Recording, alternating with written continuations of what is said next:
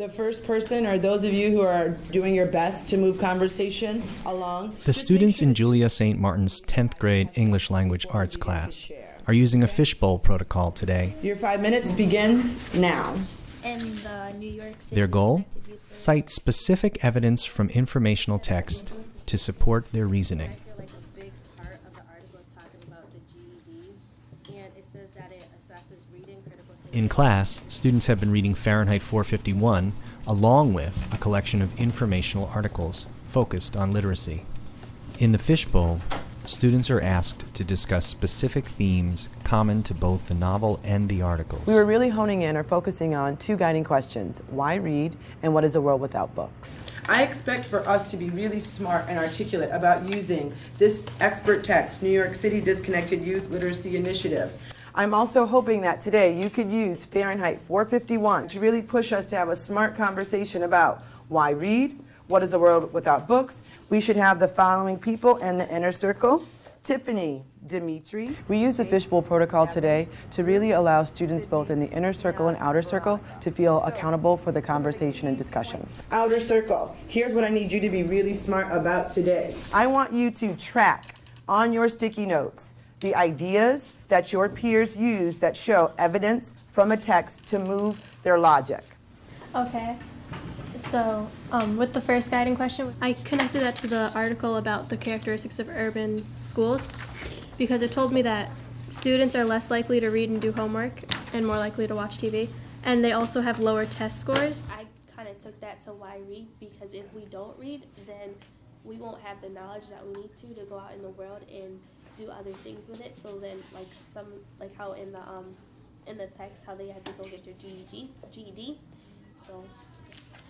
So Sydney, you're doing a great job, but I want to again reiterate that I really want to see you guys making smart conversation around a specific text. I want to make sure we know the title of the article and just frame it for us so that we're all on the same page. I took an example from the streets to the libraries, and it said, We've already spent a good 2 to 3 class lessons with this text. It was really time to show their understanding of the text and really see a connection to our guiding questions. All right, outer circle. So you are responding, you are building, you are also holding folks accountable for their use of expert text to move their ideas. Anissa. Every person that talked, they tried to refer to their text that we got in class and connect it to the guiding questions. Olivia?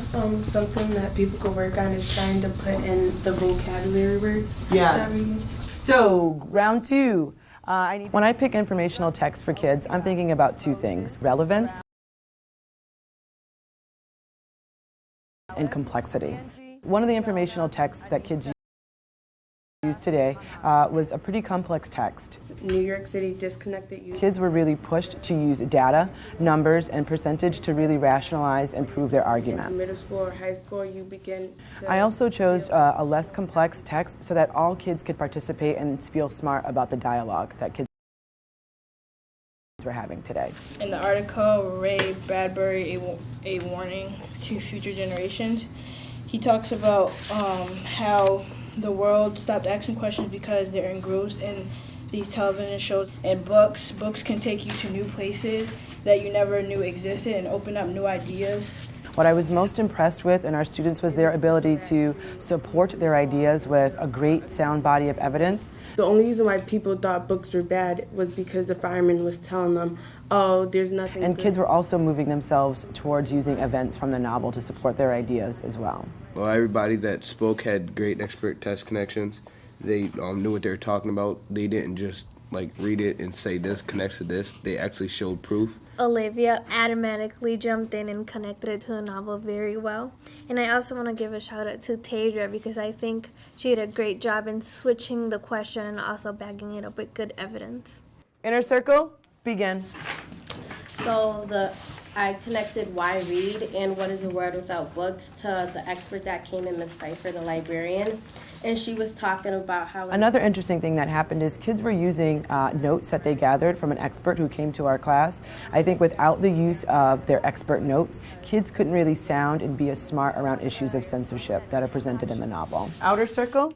Everybody in the whole circle talked and everybody contributed something. I felt like you could use the power word censorship because that's what you were talking about? I feel like this group did the best out of all three of us because I saw the power words being used and everyone talked and participated, and it actually flowed like a real conversation. There wasn't like a pause where no one talked. Great. So we're going to now break into debrief circle. What were some takeaways for the importance of using evidence to move our conversation?